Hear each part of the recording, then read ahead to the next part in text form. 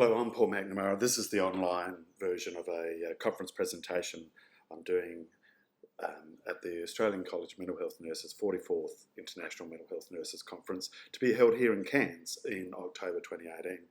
Doing it together with Professor Kim Usher. Professor Kim Usher is the editor of the International Journal of Mental Health Nursing, and I'm the social media editor of the journal. We have different day jobs, but that's what we do in our part-time. I'm hopefully going to create an argument that convinces you that not relying just on citations of your journal article is a good idea. It's also a good idea to actively promote them. This is the argument I'm hoping to create today. So in times gone past, the way to measure the impact of a journal article was to have a look at how many times it was cited by other people in their journal articles. And it's interesting when we have a look at the three most cited articles for the International Journal of Mental Health Nursing in the last 3 years is that they are 5, 6 and 7 years old. Now I would imagine that the authors of these articles have moved on a little bit with their research and their ideas, and so that these journal articles really serve as, these citations of these journal articles really serve as a retrospective idea of their impact of their research. It doesn't really give you a bit of any idea about what's really happening now. So this is the rear view mirror of the impact of research. And because we know, like I'm sure if you've ever had a journal article published, is that from the time you get the idea, do the research, tidy it up, so it's fit for publication, get it reviewed, make the tweaks that are required, then it gets accepted for publication, then actually hits the press, actually gets published. Sometimes that can be a year, year and a half, 2 years even. And so then by the time people get around to pick it up and cite it in their own research, again, there's that time lag. So this is why citations always have that problem, is that they're a retrospective measure of impact, not real time. So to address that problem, Kim Usher met with me in October 2016 and suggested, why don't you take over as the social media editor for the journal, and we'll try to be a bit more strategic about it. So we had the conversation in October 2016. It was all decided and signed off and sealed and delivered in December 2016, and I started taking over as of January 2017. I wanted to have a clear data set, so I left it until the new year before I actually started tweeting on behalf of the journal. And I announced that and then went on ahead and started tweeting. Kim asked me for my strategy. I said my strategy is pretty simple, that Twitter is a hungry beast and we should feed it regularly. And so that's what we did, is I scheduled tweets to be tweeted out in Cairns time at 7 in the morning and at 7 at night. And as you can see here, that equates to 9 in the morning and 9 at night in Auckland, London, Amsterdam and Cape Town, and equates to 5 in the morning and 5 at night for New York, Montreal, Perth, Hong Kong and Singapore. And a little less conveniently for those people on the west coast of Canada and America, that was at 2 in the morning and 2 in the afternoon. But anyway, what I was really aiming for was a time zone that was going to have maximum impact.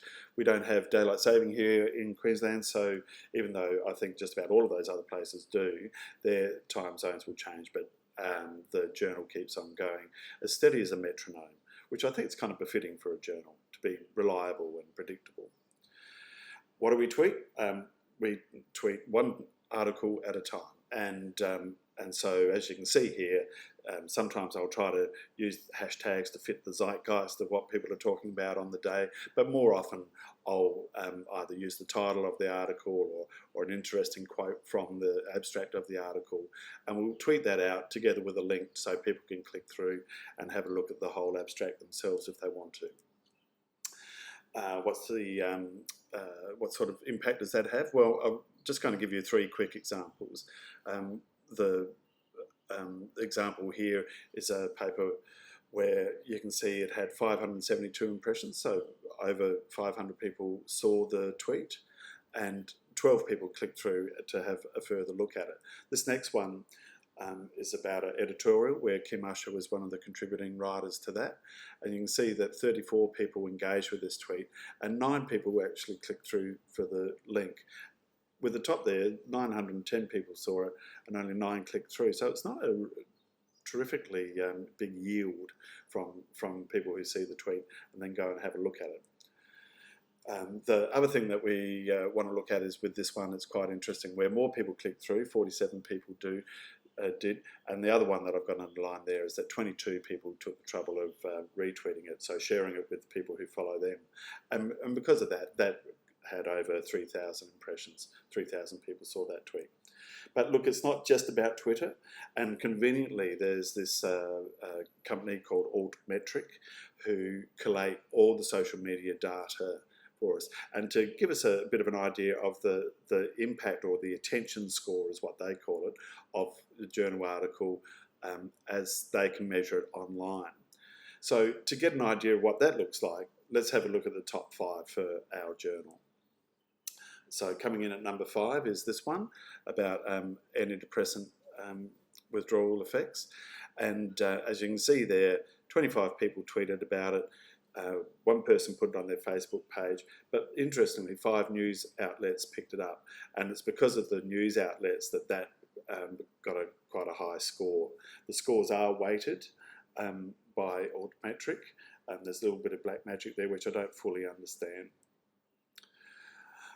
Lethal hopelessness about asylum seeker distress is the only paper by an Australian author that made the top 5, all the rest are by Brits. But you can see here that also got picked up by one news outlet. More people were tweeting about it, 76 people were tweeting about it, and got picked up by a couple of Facebook pages. That bottom one down the bottom left there, Mendeley, is the Wiley version, Wiley in-house version of like ResearchGate, where you get to actually have a bit of a look at the articles without necessarily subscribing to the journal. That's what that's about. That doesn't go into the score. Here we can see for the first time that this paper about restraint was tweeted quite a lot. 110 people were tweeting it. One person put it on their blog. And that dimension score, which again doesn't go into that score of 84 that this was given, that dimension score relates to it being cited in another article. And keeping in mind that this was a January 2018 one, so I'm sure it'll get cited in many articles over time, but we're picking up already that social media is doing a much better job in real-time measurement of its impact or attention. And this one here about mental health staff burnout, tweeted a whole heap of times, 202 times, and picked up by one Facebook page. It's a little bit older than the previous article that we were looking at, and so it's actually been cited in 6 other articles today, and has had a few readers on Mendeley. And then the top of the list for our top 5, our most, the paper that's had the largest attention score of any of our papers for the International Journal of Mental Health Nursing is this one, which was about, do adult mental health services identify child abuse and neglect? Spoiler alert, not very well. But 200 odd people were tweeting about it. It's been picked up by 4 Facebook pages, 2 blogs and 6 news outlets. And that's where it got its big score. and as you can see, by having a variety of places where it's been shared, that's the best way to lift your score, is not to be relying just on one platform or another. Go for as broad a sweep as you can. Excuse me. The other thing that Altmetric does is it tells you who are sharing it and where. So this is the Twitter breakdown of where people are. And so places like Chile and Brazil get represented there, along with that's Namibia down near South Africa, Pakistan, that's Sweden up there, Spain to the west of Europe. And even though it doesn't show up on this picture, it is listed there that Timor-Leste also had some readers there. So it's interesting to me, I guess, that it's not just the English-speaking countries that are sharing the articles. There are places from people from more exotic places who are also getting involved in sharing the article. One other thing before I leave this slide to notice is that 40% of the impact came from the United Kingdom. And look, in no small part, at least, is I think the British mental health nurses are more active on Twitter than Australian mental health nurses are. So they play a part in that. But it's not just about the clinical staff. As you can see there, a big chunk of the people who were sharing this information were members of the public, so not clinically minded at all. So, big question, does having International Journal of Mental Health Nursing social media editor and strategy make a measurable difference? Well, look, yeah. These are in 6-month increments, the scores for the 18 months before the social media editor started, and then the 18 months afterwards in 6-month increments. And you can see that's a pretty hefty jump in the attention score that we've gathered over that time. Well over double the attention score from over that time. But part of that, at least, I guess we need to just have a look at the other data there. There were more journal articles over time too, so that would be a contributing thing. It's not just about the social media strategy that we're using. And so I thought I should have a look at the average there, and came up with a slightly disappointing result there, where you can see the average impact of each article was trending up until this last data point, the first 6 months of 2018, and then it dropped back down again.